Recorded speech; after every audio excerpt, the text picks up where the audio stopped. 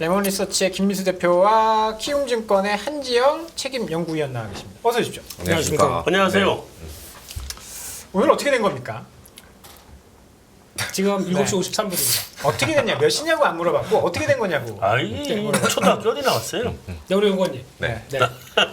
오늘 뭐 힘들었죠. 뭐 막상 네. 조정 다들 한 번 또 올 거라고 생각을 했는데 네. 또 예상치 못한 데서 중소형도를 중심으로 또 네. 장중에 후반에 이제 또 2차 전지 쪽에서 한번 나락을 가다 보니까 이렇게 좀 터프하게 올 수도 있는 겁니까? 뭐 원래 이게 주식시장 아닌가 싶기도 해요. 그리고 시장 분위기는 뭐 다분히 괜찮죠. 저도 여기 앞 코너에서도 시장 좀 긍정적으로 보시는 것 같은데 네. 저도 뭐 계속 긍정적으로 보고 있고요. 대신에 좀 단기적으로는 흔들림들이 한번 있지 않을까라고 요즘에 좀 고민을 많이 하고 있습니다. 특히나 제가 요즘에 매일 아침에 챙겨보는 지표, 출근에 챙겨보는 지표 중 하나가 네.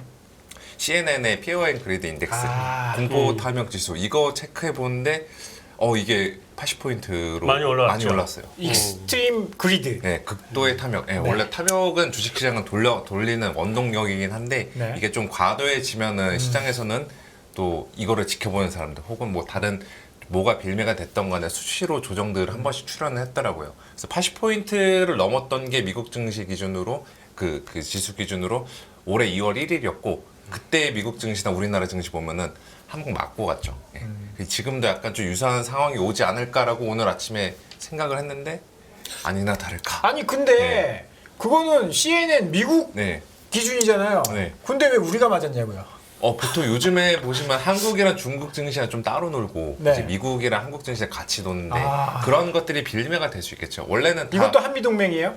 뭐 그렇게 중국이랑 멀어지고? 저는 그렇게 보고 있습니다. 이게 아. 어떻게 보면 정치적인 사안이긴 한데 언젠가 시간의 문제지 한국은 뭐 경제나 주식시장이나 이거 다 측면에서 중국이냐 미국이냐 노선을 택해야 될 것 같은데 뭐 지금 분위기를 보시면 좀 미국 쪽으로 좀 가고 있지 않나라고 보고 있고 주식시장도 또 환율시장도 그렇게 반응을 하고 있고 여러모로 조금 이제 지금 분위기가 그렇습니다. 극도의 탐욕이 만든 네. 조정이다. 네, 그렇게 보면 될까요? 그렇죠. 김민수 대표님 어떻게 네. 보십니까? 약간 이 트레이딩하는 입장에서는 네. 오늘 극도의 공포를 느끼셨을 것 같은데 전혀요. 전혀? 와. 편안한 마음. 포지션 다 정리해 놓으셨나? 아니요. 그건 어떻게 온몸으로 다, 편안해? 온몸으로 다 맞았어요? 받을 건 받고, 오. 네. 버틸 건 버티고. 오호. 네. 또 원래 이 정도면 맨날 맞는 거다? 항상 맞는 게 트레이더들이죠. 아니 맨날 그렇게 맞아가지고, 예. 대표님 그렇게 대인배셨어요? 네? 그렇게 대인배셨어요? 아 이 정도는 괜찮아? 저에 대해서 잘 모르시는군요. 아. 네. 뭐 해봐야 뭐 돈 몇 푼 손해 보는 이런 거 아니고요. 예. 근데 아까 미국 쪽에 뭐 이제 이런 쪽의 분위기를 얘기하셨는데 네. 미국 따라서 가장 요즘 잘 가는 쪽이 니케이 아닙니까? 일본 쪽? 그렇죠. 오늘도 니케이 이쪽 그렇죠. 이렇게 좋아. 니케이 이게 세죠. 오늘도 1.5%인가 오른 것 같아요. 그왜 그럼 그쪽으로 못 갈까요? 거기는 지금 한미일인데? 네, 한미일인데 네. 그 일본은 뭐 지금은 그거겠죠. 인플레이션이 일본한테는 지금 호재니까. 일본은 거의 20년 동안 장기 불황에 갇혀 있다가 드디어 탈출했고 얘네들은 이제는 인플레이션이 우리나라나 미국 증시와 달리 계속 호재로 작용하고 있다고 보시면 될 것 같고 또 이것도 있는 것 같아요. 한국도 지금 그 길을 따라가고 있는 것 같은데 주주 환원에 대한 것들, 그 지배구조 개선들 이쪽으로 지금 추진을 하고 있고 일본은 이미 거의 완료되고 있다 보니까 그렇죠. 시장에서 여기 주목하는 것 같아요. 그래서 뭐 나중에 이야기겠지만 그 얼마 전에 이제 한국이 뭐 MSCI 선진국 지수 관찰 리스트 대상 리스트 그 네. 실패했다라고 하는데 이것도 뭐 내년이나 내후년에는 들어가지 않을까라고 생각하고 있습니다. 게다가 또 하나 보여지는 게 대만 시장이죠. 대만도 오늘 올랐지 않습니까? 대만 안 올랐나요? 올랐죠. 올랐죠, 네. 대만. 강보합이라도 올랐습니다. 오, 강박도 이상해. 이게 네. 강박도 오른 거잖아요. 진짜 일본 대만만 가고 왜 우리는 자꾸 빠져? 그러니까요. 이게 그냥 좀 보이지 않는 손이 뭔가를 했다고 생각이 들고 또 있고요. 음모론이에요. 음모론 아닙니다. 음모론 아니라 지금 연합뉴스경제 TV 이거 굉장히 그 권위 있는 채널인데. 품격 있는 방송. 그럼요. 그렇기 때문에 더 자세하고 시장 심리를 그대로 얘기를 드려야 되는 거죠. 심리를 이야기하시는 그렇죠. 예. 만약에 그럴 거였으면 오늘 정확하게 11시 때부터 그때부터 이상한 종목들 그 5개 종목이 다섯 있었어요. 종목이 네, 네. 또 나락을 가더라고요. 갑자기 네. 팍 꺾이면서 그때부터 시작이더라고요. 그 다음에 이거 뭐야 하다가 조금 있다가 그 2차 전지. 택해 먹은 뉴스 가지고 네. 벌써 한 3개월 전 뉴스 가지고 네. 네. 그거하고 뭐 어쩌고 저쩌고 한다 그러면서 그렇게 확 밀어버리는 거는 그러니까 이건 결국에는 아니 뭐 만약에 그렇다면 글로벌 시장 다 아시아 시장이 다 그냥 주춤해서 그래서 단기적으로 많이 올랐으니까 조정받았다 이건 말이 되죠. 근데 그게 아니라 이런 식으로 나온다는 거는 뭐 그냥 아니 근데 네. 처음에 시작한 그 뭐 몇 가지 종목 있었잖아요. 걔들하고 네. 그 뒤에 떨어지는 거하고 뭔 관계가 있어? 아무 상관 없습니다. 아무 관계 없는 거 아니에요. 네. 이게 떨어진 거는 영 다른 일인데. 투자 심리. 그냥 뭐가 됐든 빌미를 그냥 팔고 싶은데 아, 예, 울고 싶은데 싶은데 안 딱 떨어졌다. 때리는 수준으로 보시면 될 것 같아요. 아. 그리고 한국이 뭐 오늘은 다른 국가들에 비해서 좀 많이 빠지긴 했는데 연초이로 놓고만 봐도 한국 증시가 제일 세게 올랐잖아요. 그렇죠. 약간의 좀 그런 반작용들은 좀 자연스럽지 않나라고 보고 있고 지금 뭐 흔들려도 어차피 저는 제가 봤을 때 한국 증시 차트상으로나 네. 또 뭐 여러 가지 펀더멘털 상으로 그냥 상승 추세로 만들어졌기 때문에 굳이 도망칠 때는 아니다. 뭐 이야. 내일 멋지십니다. 오. 예. FOMC가 제가 말한 모든 거를 바꿔버릴 수도 있을 수도 있겠지만 아, 약간 빠져나갈 태용을 지금 네. 태를 네. 만들어놨습니다. 그런데 이제 그 뭐 예상치 못한 결과를 FOMC에서 나오지 않는 이상은 금리를 올린다거나 이런 거. 그렇죠. 금리를 갑자기 뭐 25, 50bp 올리거나 네. 막 예? 우리는 50이요? 연말까지 더 올리겠다 이렇게 하면은 지금 말한 것들이 모조리 다 수포로 돌아갈 수 있겠지만 그렇진 않을 거기 아니 때문에 뭐 그러니까 펌프가 그러진 않을 텐데 네.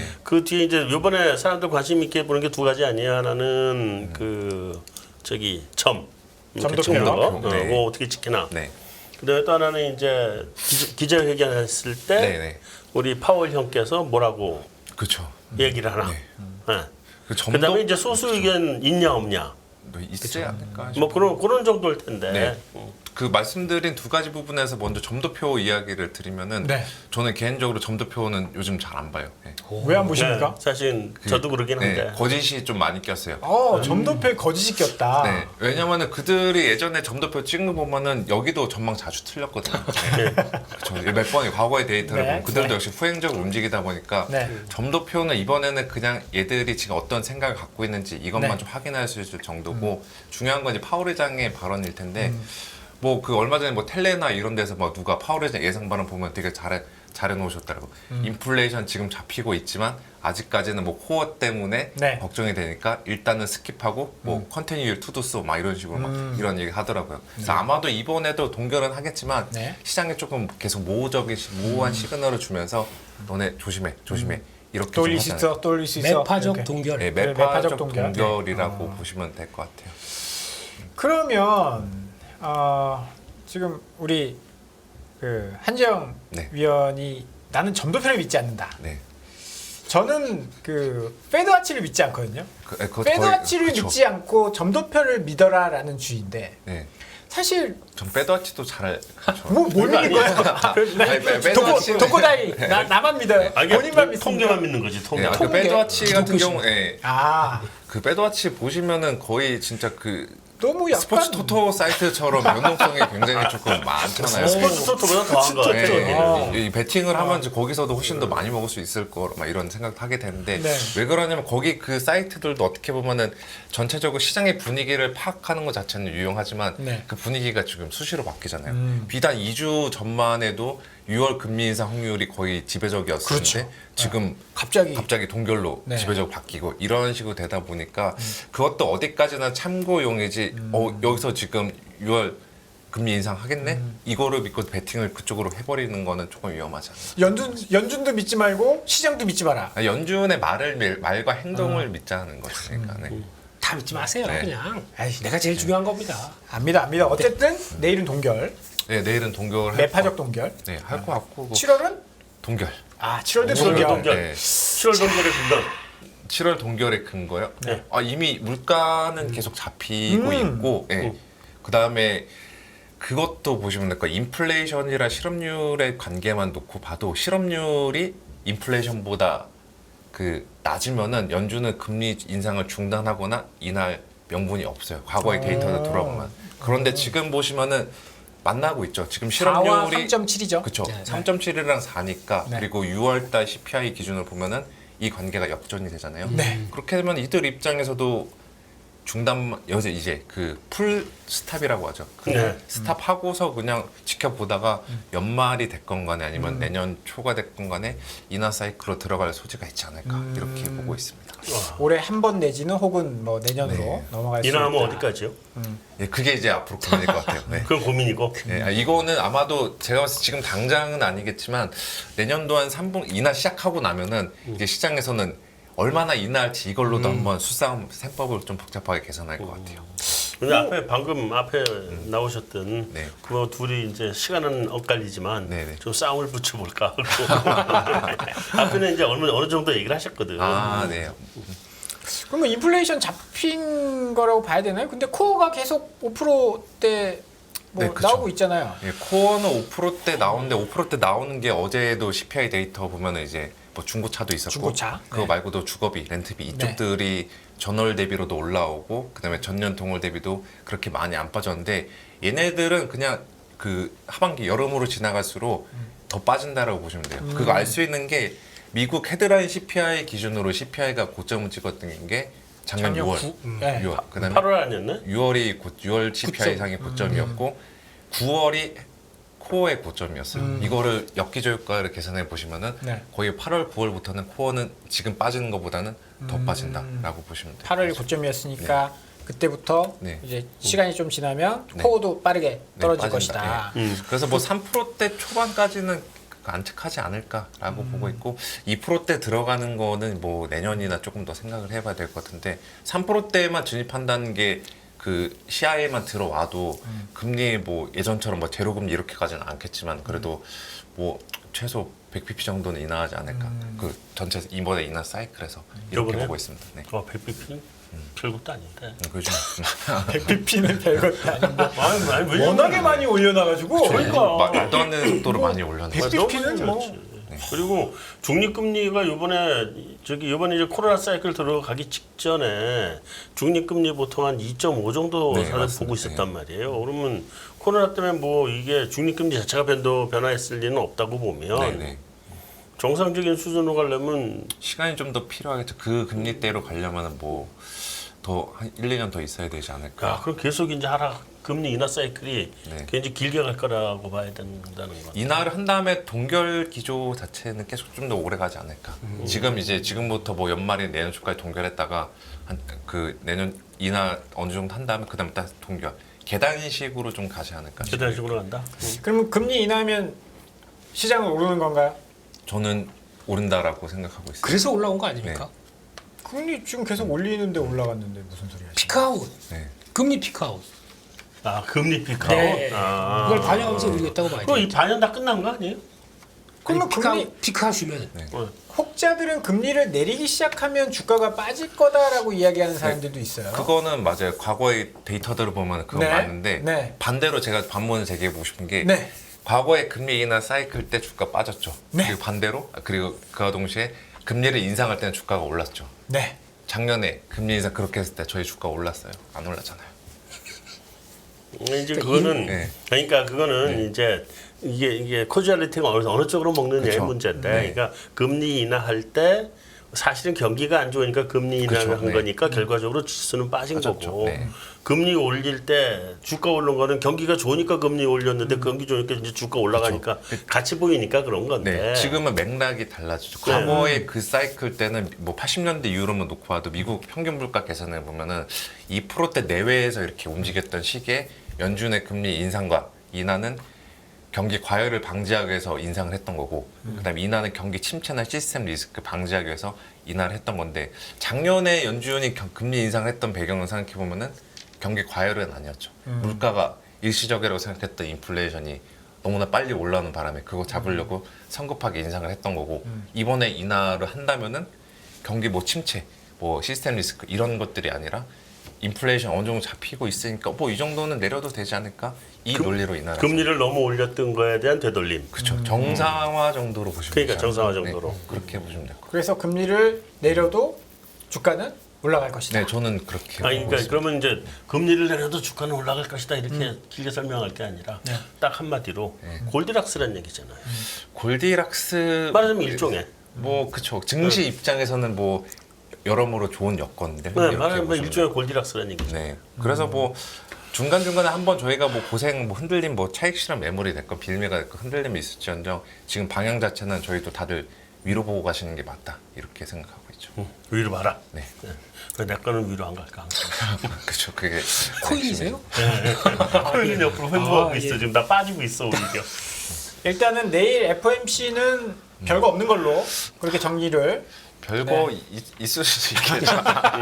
계속 테러는 열어놓으시고 예. 별거 있으면 뭐 다음 아, 주에 한 번 더 그러니까 나오셔서. 별거 별거 없다고 없다고 생각하지만 계속 도망갈 자리를 만들어 네. 놓고. 아 그러시면 안 됩니다. 저희 연합뉴스 경제TV에서는 네. 실시간 실시간으로 생방송으로, 생방송으로 아. 저희가 새벽 3시 네, 새벽 3시에 네. 방송을 하니까요. 네.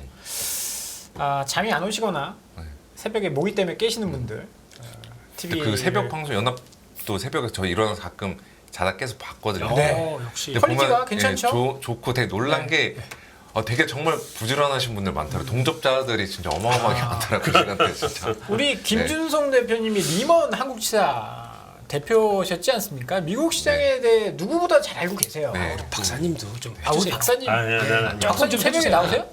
안 돼. 새벽에 안 나오시잖아요. 지금 자. 새벽에 FOMC 그 자야 준비하는 것 돼, 때문에 아 예. 저도 실시간으로 보거든요. 저도 실시간으로 댓글도 달고 합니다. 여러분들도 내일 새벽에 정말 궁금하신 분들은 TV나 유튜브를 틀어서 보시면 도움이 많이 되실 것 같고요. 중국 이야기를 좀 해볼까요? 중국이 이거 뭐 앞에서도 뭐 살짝 이야기 언급을 했는데 여갈피 금리를 내렸단 말입니다. 그러면 네. 이제 가는 건가요? 어딜 가? 어디? 굉장히 강한 부양책으로 네. 20일 날 이거 내일이죠. 내일 MLF 네, 네. 금리 결정을 해요. 네. MLF도 낮추고 20일 날 LPR도 낮추고 부동산 규제도 풀고 소비도 부양하고 표정들이 다 왜 이러죠? 그 과거에 나왔던 패턴들 같은 항상 지표 안 나오면은 부양책 할 거다 하고 네. 했다가 또 안 나오면 또 실망했다. 지금 한 3년째 이러고 아직 있는 계속 것 그러고 같아요. 있는데. 네, 계속 그러고 있는 거 같아요. 네. 어떻게 보십니까? 중국 뭐 부양책은 하겠죠. 그러니까 그런데 제가 봤을 때 데이터 자체는 좋아질 것 같아요. 왜냐하면 작년도 많이 터졌던 거에 대해서 그냥 기저효과로 올라오는 것들이 있으니까. 그런데 시장의 기대치를 계속 좀 충족시키지 못하지 않을까 이렇게 보고 있고, 뭐 하나 다행인 점은 전 이건 것 같아요.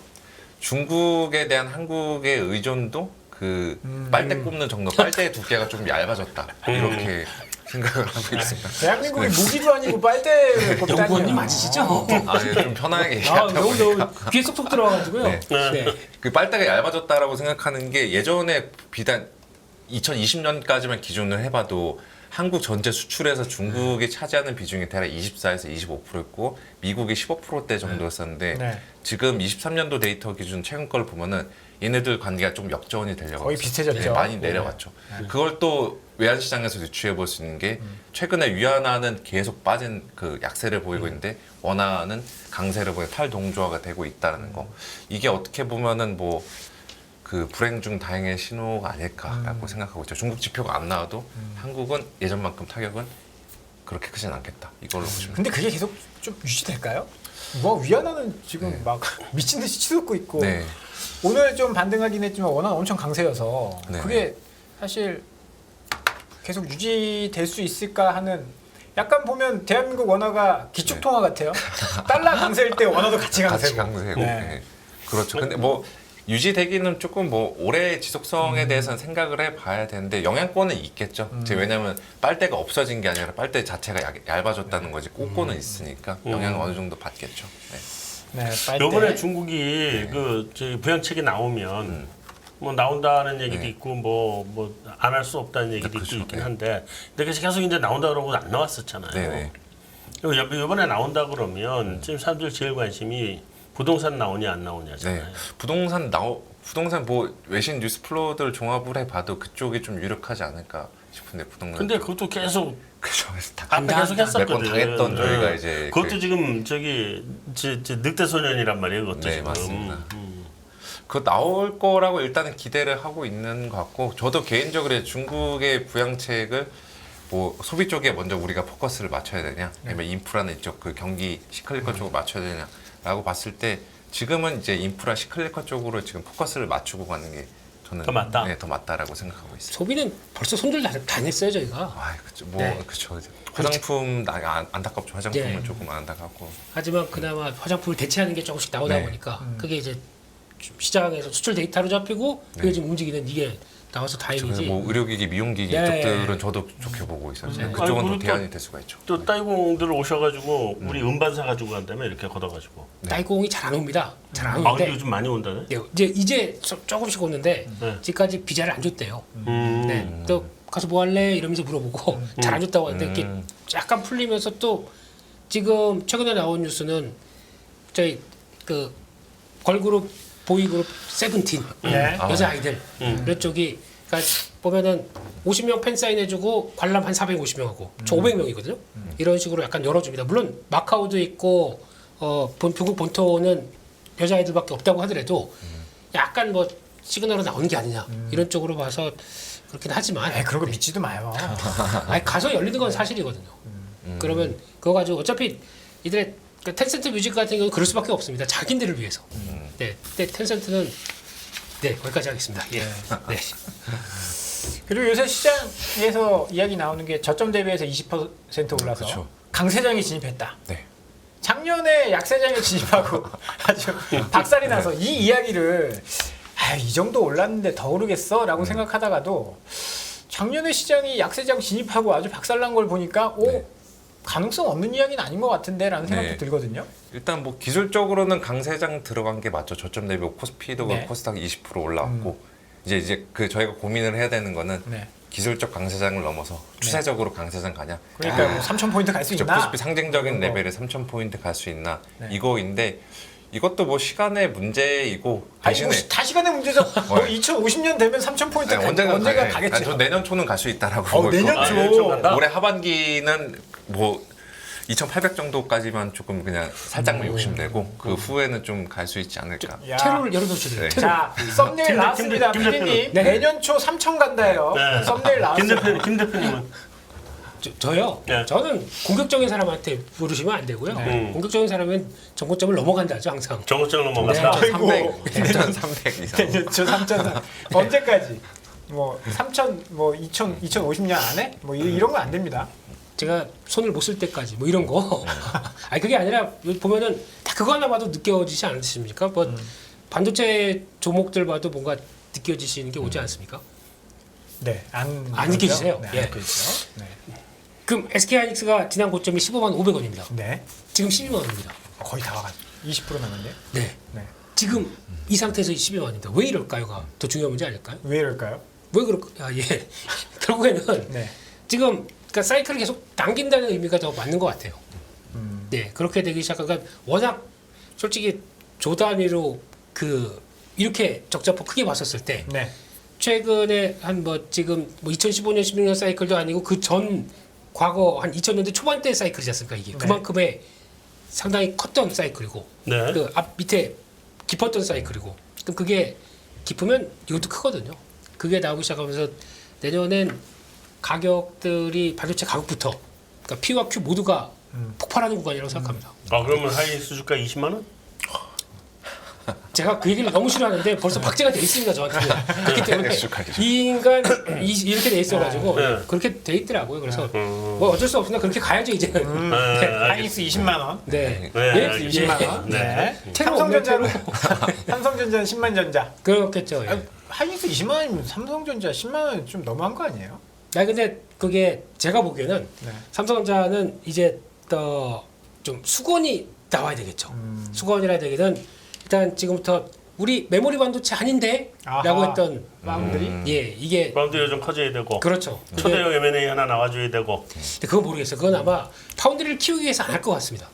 제가 보기엔 작업을 집중을 해야 되는데 돈도 별로 없더라고요.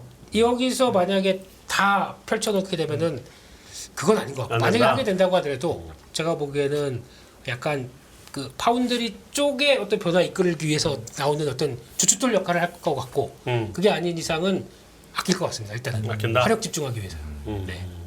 아, 두 분 다 3천을 넘는다라는 의견. 하이닉스 20만 원. 네. 근데 이게 또 기술 20% 올라오다 보니까 또 이거 낚시라는 좀 생각들도 할 수가 있죠. 낚시라니 네. 어떤 뜻인가요? 기술 20% 올랐다가 페이크로 이제 다시 내려가는 꺾이는. 거. 예. 들어와 하고 네, 들어와했다가 이제 낚시제 한국에서 많이 당했던 그런 패턴들인데 아니 그런 네. 사람들의 주체는 누구예요? 외국인이에요? 아니 그게 근데 과거에도 보면은 그 베어마켓 랠리라고 해가지고 그 우리 미국이 좀 더 역사가 기니까 미국 증시 기준으로 봐도 미국도 지금 다 저점 대비 20% 올라왔잖아요. 네, 그런데 어마어마하게 과거에 뭐 올라왔죠. 1929년대 대공황 때만 봐도 S&P가 거의 90% 빠지는 기간 동안에 저점 대비 20%에서 반응했던 게 한 5번 정도 나왔어요. 예, 그것도 다 낚시였던 거죠. 네. 가장 최근이 이제 2008년도 금융위기 때도 한번 저점 대비 20% 올라왔다가 또 빠지고 그래서 이번에도 혹시나 그러지 않을까라는 좀 불안감들이 자라나고 있는데 네. 저는 그렇게 가짜 강세장보다는 진짜 강세장으로 들어가기 위한 지금 단계에 들어왔다 이렇게 생각하고 있습니다. 진짜 강세장 단계에 왔다. 네. 아니 근데 뭐 그런 얘기 하는 분들이 있더라고요. 어떤 분들은 이제 가짜 강세장으로 보고 네. 그 나스닥 쇼 치는 방법 좀 공부해봐야 되겠다 뭐 이런 얘기도 하고. 나스닥 쇼스 SQQ. 그러니까 공부할 필요 없이 그냥 그러니까 세배입니다. 세배. 세배 화끈합니다 그냥. 그냥. 그냥 화끈하게 그냥. 근데 요즘에 서학개미 분들이 테슬라 팔아다가 글로 집중하고 있다고 하네요. 아이고 그러지들 아세요 제발 좀. 그러니까 지금 인버스 개념이 지금 개인 순매수 1위가 올해 들어서 다 합쳐보게 되면 하방에 베팅하는 게 국내에서도 그렇거든요. 많죠. 4조 5천억 정도 됩니다. 이게 이쪽으로 들어간다는 얘기는 그러니까 더 갈 수 있다는 얘기인가요? 아예 너무 가슴이 아파서 그런 거죠. 네. 이게 뭐 더 갈 수 있다는 것보다 네.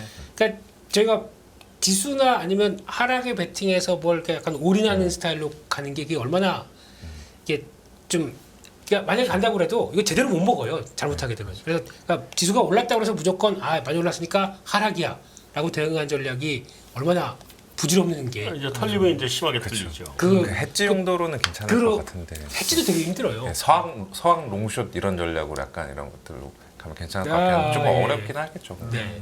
그래서 만약에 주식 갖고 있는데 해지를 했다. 그럼 주식이 안 보여요. 이게 해지가 20% 샀는데 맞아요. 이거만 보고 진짜. 있어요. 네. 그러다가 그러면 나 수익 난다 근데 계속 빠져 와장창 돼 있습니다. 그럼 그거 다 할 걸 그러면 그때 계좌를 다 밀고 여기 오물빵하거든요. 그럼 또 반대 가죠. 거기서 반대 가죠. 그러니까 되게 어려운 겁니다. 이게. 어렵습니다. 이게. 네. 해지는 참 어려운 것 같습니다. 이 와중에도 우리 PD는 좋아요 타령인데요. PD님 소원을 한번 좀 들어주십시오. 337개에서 감사하다라고 했는데 2,700분이 보고 계신데 330개가 뭡니까? 1,000개 이상을 좀 만들어 주시고요. 2,700 해주셔야지. 네. 오늘 좀 이런 질문 드리기 앞서 좋아요 눌러달라고 해서 죄송하긴 한데 2차 전지가 급락을 했어요. 네. 코스닥 150이 4%가 하락을 했습니다. 여기에 대해서 어떻게 보십니까? 지금 에코프로가 70만 원을 돌파해서 그렇죠. 와 84만 원 이제 넘어가겠다. 그렇게 희망에 부풀어 있었는데 네. 오늘 갑작스럽게 이게 상하 변동폭이 15%예요. 어마어마히 컸죠. 네, 코스닥 시총 1, 2위 종목들이 그랬는데 거기에 대해서는 어떻게 보십니까? 아니 김 대표님 먼저 이야기하시죠. 여기는 뭐 전문가시잖아요. 네. 예? 근데 어제부터 조금 조짐이 나오기 시작했던 게 네. 혹시 백광산업이라고 아십니까? 백광산업도 상한가 갔다가 거의 하한가 가지 않았습니까? 상한가에서 한 50%가 장중에 움직였습니다. 무슨 서해 염호인가 뭐 그거 백광산업이 그쪽이 아니라 왜 가성소다하고 가서 뭐 네. 2차 전지 쪽으로 넘어가는 네. 이쪽에 대해서 얘기 많이 나오다가 가성소다. 네, 그거 나오면서 거기도 뭐또 수산화 리튬인가 뭐 추출한다고 해서 새만금에 네, 새만금. 수산화 네, 리튬 추출 서해 단지 쪽에. 만든다 네. 그러면서 그걸로 쭉 가다가 전 대표가 횡령 뭐 얘기 200억 대인가 뭐 횡령 얘기 나오기 시작하면서 그거부터 이랬는데 그러니까 뭐 이게 지금 나오는 그러니까 그게 나오면서 물론 이제 진행이 어떻게 돼가는지는 더 지켜봐야 되겠지만 네. 주가가 급하게 올랐다고 하는 데 대해서 뭔가 경고음들이 나오기 시작하더라고요 어제부터. 그리고 거기다가 아까 초기에 나왔던 것처럼 2차전지도 정확하게 또 그 비슷한 시간대 11시 때부터 갑자기 툭 밀리니 쫙 하고 내려가더라고요. 근데 뭐 촉발이 뭐가 됐느냐라고 할 쪽에서 뭐 오늘 나왔던 뭐 고시원? 구하시원? 네 회사 이름입니다. 그 네, 중국 회사 네, 이름. 네. 네. 거기 뭐 미국에 가는 얘기에 대해서는 뭐 너무 잘하실 것 같기 때문에 제가 따로 말씀 안 드리겠습니다. 3월달에 나온 뉴스고 네. 거기다 LFP고 거기다 만약에 뺀다고 하더라도 그 생산한다고 해도 그 양극재 15만 5천 톤, 15만 톤 5만 톤입니다. 이렇게 되면은 해봐 20만 톤입니다. 그거 어디다 누구 코에 붙이느라고 그 정도 규모 가지고 나오는 것부터 그리고 또 지금 최근에 나온 얘기는 뭐 무슨 의원한테 그 미시간주 의원한테 질의를 했더니 아니다 관할 그러니까 승인한 적 없다 이렇게 나오기 시작하네요. 그래서 뭐 여러 가지 논란이 많은데 결국은 그거 같습니다. 그러니까 에코프로 기준으로 보게 되면 딱 시총 20조예요. 20조에 가다가 꺾이고 가다가 꺾이고 이번 또 그랬습니다. 그럼 20조에 무슨 비밀이 있을까요? 이게 더 궁금한데요, 저는. 그래서 알아오셔야죠. 지금 하려고요, 그래서. 네. 그래서 네. 이게 아마 일단은 개인적인 제 뇌피셜입니다. 네. CB 발행할 때가 좀 됐어요. 아하. 네. 가격이 올라가면 안 될 것 같은 느낌이 이제 드는 거. 그게 이제 첫 번째. 네. 그리고 두 번째는 그들의 법칙이 아니었을까. 그러니까 만약에 이 정도에서 만약에 그냥 딱 열어두면은 그냥 달리기 시작하게 되면 어제자로 보면 공매도장고 5.35%. 형님 나 죽어요. 이런 거.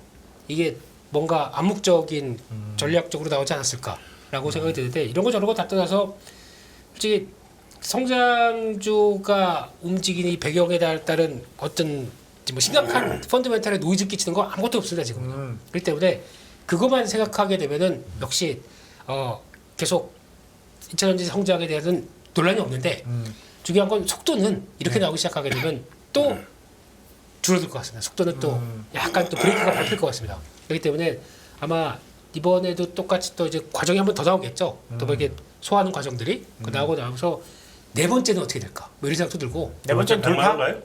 그 사이에 아마 자금 얘기가 좀 나올 것 같습니다. 자금 이제 조달하는 이슈가 아마 자금을 조달해서 뭐 5천억 해서 지금 실사 중이라고 얘기는 하더라고요. 그래서 해서 만약에 나온다고 하더라도 1조 밸류인데 1조 자금이 들어오는데 네. 그거 가지고 한다고 하더라도 뭐 크게 그러니까 약간 지금 갑이 누굴까라고 보게 되면 제가 보기엔 에코프로일 것 같거든요. 1조 해봐야 시석 5% 정도 5%도 안 되나요?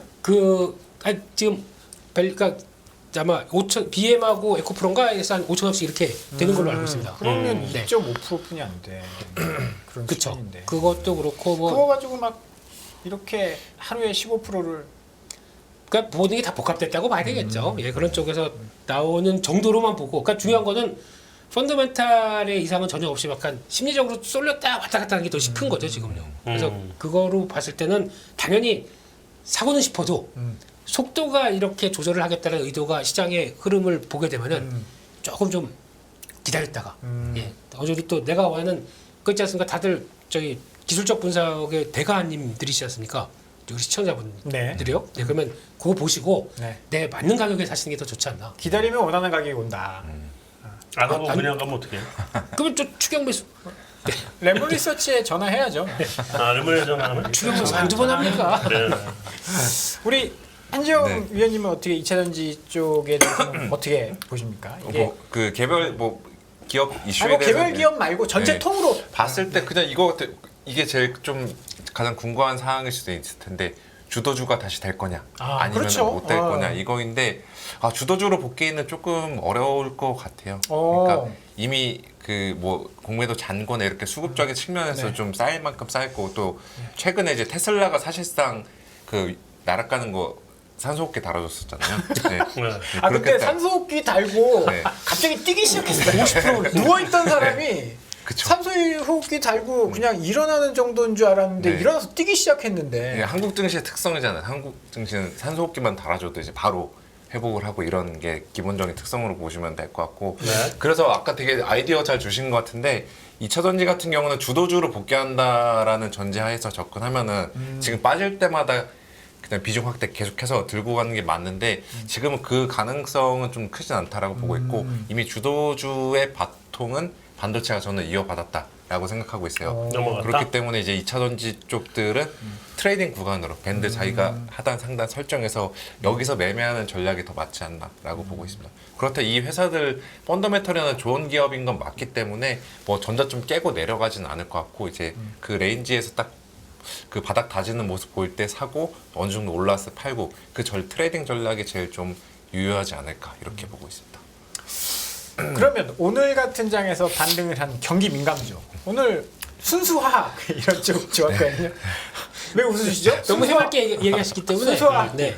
한 번도 언급을 안 하다가 저도 순수하게 이야기하려니까 네네네. 뭐가 뭔지 모르겠어서 순수하게 오늘 좋았습니다. 네. 그리고 철강 쪽도 좋았고요. 그렇죠. 이런 경기 민감주. 뭐 경기 안 좋다라고 할 때는 그런 쪽이 떨어지는 게 맞는데 네. 뭐 지금 경기 안 좋은 것도 아닌 것 같고 네. 그러면 이런 쪽들도 주가 싸니까 경기 안 좋다고 그럴 때 사는 게 맞죠. 사는 게 아. 맞는데 네. 그러니까 해당 품목마다 좀 다르지 않습니까? 이제 철강 같은 경우는 보통 저희가 많이 보는 게 일단 뭐 누가 뭐래도 중국이 움직여야 됩니다. 네. 네. 이게 나오는 시그널이 보여야 그다음에 이게 연결돼 가지고 뭐 그 BDI 지수에 BCI 연결돼서 그다음에 움직이는 이런 단계들 보니까 일단 가장 첫 번째 트리거가 될 수 있는 게 상하이 철강 선물이거든요. 네. 바닥에서 확 돌립니다 지금. 네, 한 3종 바닥 비슷하게 해서 이렇게 돌아오더라고요. 네. 아 그래요? 예, 그게 아마 트리거가 된 것 같고 거기서 보니까 오늘 페노션 같은 경우도 또 이러고 있다 뚝 올라오더라고요. BDI도 좀 좋아졌나? 아직은 아닙니다만. 아직은 아니고. 그러니까 BCI가 먼저 반응하면서 1000대 올라갔다가 네. 그 과정들이 이제 약간 먼저 들어오는 것 같아서 이렇게 나오고 있고. 그리고 또 순수학은 그거죠.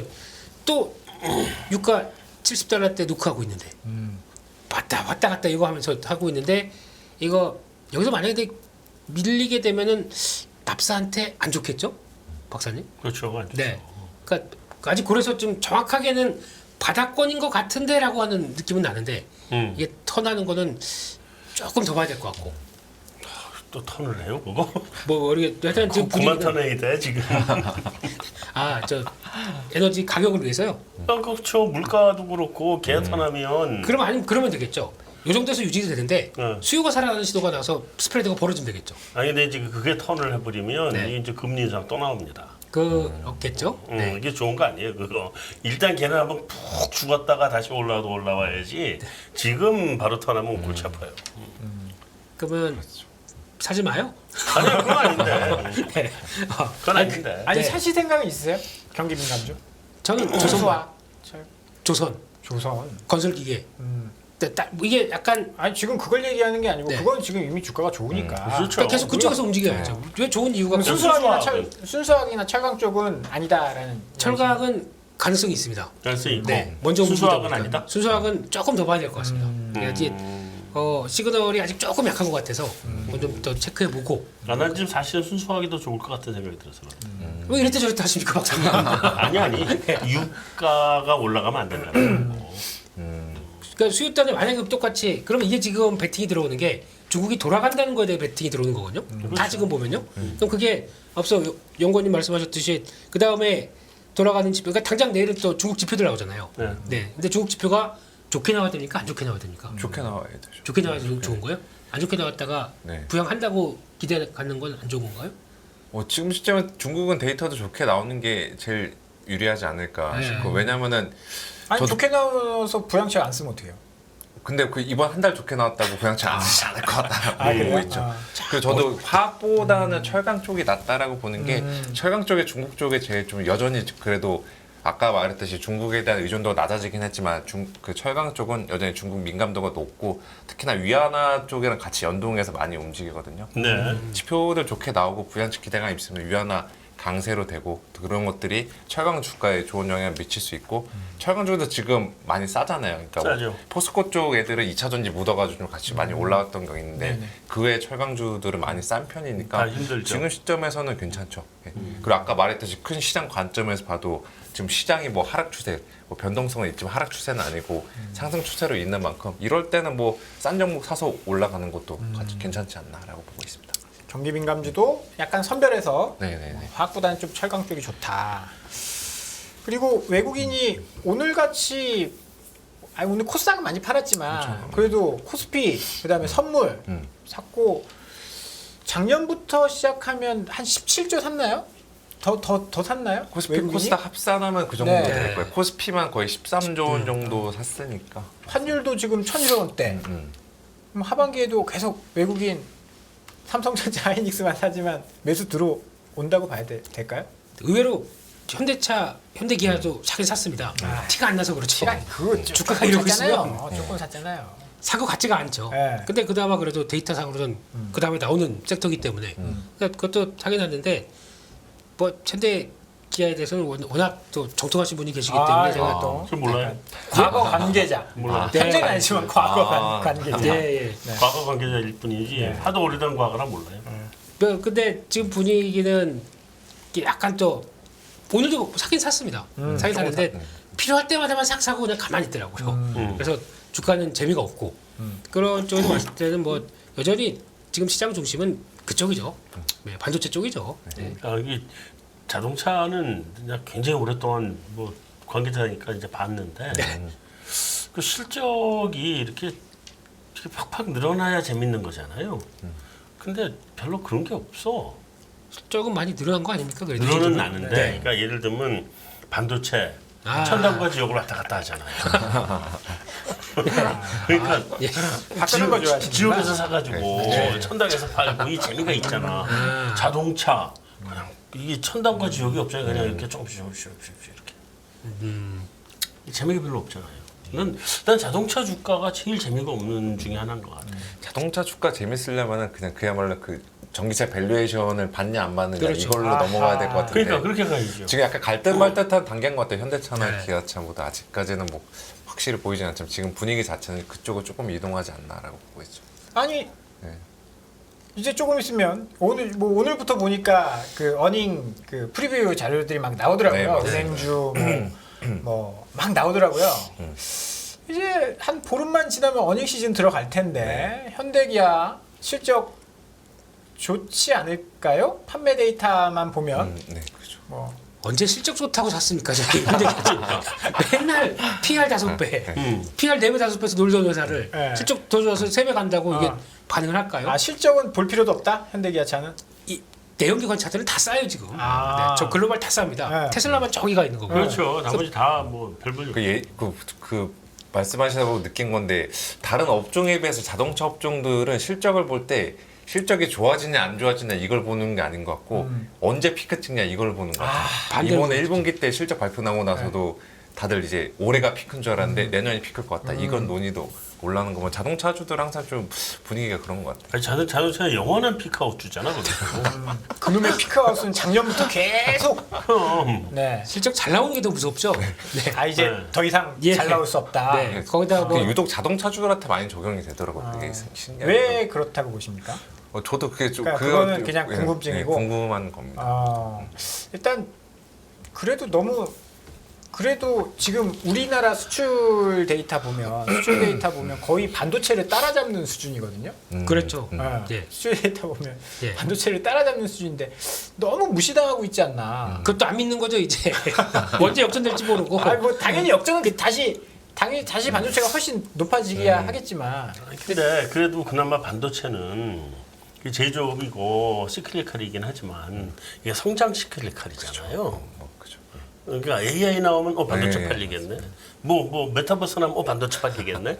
이게 있는데 자동차는 성장 스토리가 이게 내연기관차는 성장 스토리가 없잖아. 그렇죠. 그리고 그걸 붙이려면은 아까 용건님 말씀하신 전기차로 가야 돼. 가야 되는데 지금 전기차를 보강하기 위해서 뭐 하냐면은 기아차 같은 경우는 아예 렌트비 자기가 부담해 주지 않습니까? 이만큼 내는 것 중에 내가 이걸 해줄게. IRA 법안 그만큼을 내가 깎아줄게. 이렇게 나오고 그때까지? 있죠. 예. 받을 때까지 나올 때까지. 그러면 정상적으로 만약에 이익을 회복하기 위해서는 거기서 나와야 되겠죠. 네. 빠르면 2024년 말 아니면 2025년도 가서 나오기 시작하게 되면 그때는 또 바뀌어질 수 있겠죠. 그러면 얘네도 전기차 별로 요만큼은 좀 줘야겠네라고 하게 되면 그때 바뀔 수가 있겠죠. 그 전까지는 지금 시간이 좀 걸리지 않을까 생각은 드는데 그렇습니다. 네. 테슬라 사요 테슬라? 좀 많이 올랐다며. 이제 $300 돌파하지 않을까요? $300? 네. 겨우? 더 가야지. 고점이 $400인 건 아시죠? 더 가야죠. 고점 더 가야지. 나는 테슬라는 자동차주라고 보질 않아요. 아니, 지금 기아가 테슬라보다 영업이익률이 높은데 기아가 테슬라를 영업이익률이 막 던지신 거죠 지금? 아니 1분기에 그랬어요. 테슬라보다 기아가 영업이익률이 높았습니다. 맞습니다. 피카오. 피카오. 네. 테슬라는 AI로 인접된 밸류를 받아야 될 것 같아. AI 밸류 받으면 아니 진짜 거기보다 AI를 오래 한 데가 없잖아요. 원래 그렇습니다. 네, 그리고 그거 다 지금 회사의 자산으로 가지고 있는 거잖아. 근데 예를 들면 이런 거죠. 우리 삼성전자 저거 회사 분할 몇 개로 분할하면 저 주가 지금 저주가가 말이 안 되잖아요. 한참 뛰어 올라가야지.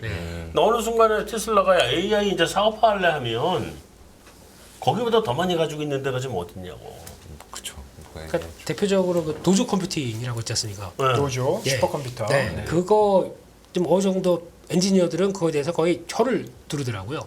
그 시스템화와 지금 바라보고 있는 FSD가 바라보고 있는 이 시스템을 보게 되면 네. 테슬라만큼 AI의 이해도가 높은 회사가 없다고 얘기하는 것 같습니다. 그러니까. 네. 그거랑 의외로 모르겠는데 차세대 다음 주자가 나오는 것 중에 하나가 애플이라고 합니다. 네, 애플도 생태계 쪽에 딱 자리 잡을 거라고 얘기를 하네요. 의외로 애플도 그럼 애플카도 잘 팔립니까? 나와요? 애플카 우리나라에서 한 지금 7상 8상 갔네요 진짜. 애플이 자동차일 거라고 봐요, 나는. 하겠죠. 근데 꼭 도대체 언제 할 건지 누구랑 할 건지가 미국에 휩싸여 있어가지고 이게 시장이 심각한데 이렇게 웃고 떠들 게 아닌데 강 회장이라고 하셨으니까. 강 회장이라고 하셨으니까 네. 내일 반등 올 거라고 믿고 네. 그렇지만 혹시나 또 시장은 또 대비를 해야 되니까 혹시나 조정이 온다라고 한다면 그건 어떤 이유에서 올 거라고 보시는지 짧게만 좀 들어볼까요? 뭐 그 조정이 오는 저 시계열을 어떻게 놓아야 될지는 모르지만 뭐 이번 한 달만 6월 한 달만 놓고 봤을 때는 뭐 FOMC 이후에 이제 시장에서 과연 7월 인상하고 또 연말 금리는 없다 이런 것들이 지배적인 의견으로 바뀌면은 한번 뭐 조정이 오지 않을까라고. 7월에 인상. 네. 네. 그리고 아마 또 이것도 있겠죠. 제가 아까 초반에 서두에서 말씀드렸다시피 지금 뭐 조정 뭐가 됐든 충분히 조정 받을 수 있을 구간에 있잖아요. 탐욕 극도의 탐욕 구간에 있으니까 그것도 뭐 단기 조정이 있겠지만 대신에 저는 하단 자체는 뭐 많이 안 밀린다. 저는 이렇게 보고 있습니다. 김 대표님은 어떻게 보십니까? 또 비슷합니다. 또 오늘이 바닥일 수도 있고요. 근데 조정 안 온다고 생각하시는 거죠? 그리고 어차피 그러고 조정을 생각 안 해보셨죠? 저는 아, 원래 종목 섹터 보는 사람은 네. 시장을 약간 멀리하고 봅니다. 알겠습니다. 왜 멀리하다 보니까 나중에 보이더라고요. 네. 알겠습니다. 그러면 조정을 안 오는 걸로 이렇게 정리를 좀 하도록 하겠습니다. 와, 오늘 참 어려운 시장이었는데 이렇게 유쾌하게 시장 정리해 주셔서 너무 감사합니다. 김민수 레몬리서치 대표님이랑 키움증권의 한지영 책임 연구위원이었습니다. 오늘 돈 말씀 감사드립니다. 수고하셨습니다. 네. 끝없는 위기 속 기회는 언제나 숨어 있습니다. 성공한 투자 고수들과 나눈 투자의 철학. 다가올 기회를 잡아내는 부의 만찬으로 여러분을 초대합니다. 푸짐하게 한 상 차려놓았습니다. 안녕하세요. 이승입니다. 더 많은 영상을 보고 싶으신 분들은 화면 오른쪽에 있는 구독 버튼을 눌러주시기 바랍니다. 그리고 영상을 보시면서 좋아요는 필수인 거 아시죠? 항상 인포맥스 라이브를 사랑해주셔서 감사합니다.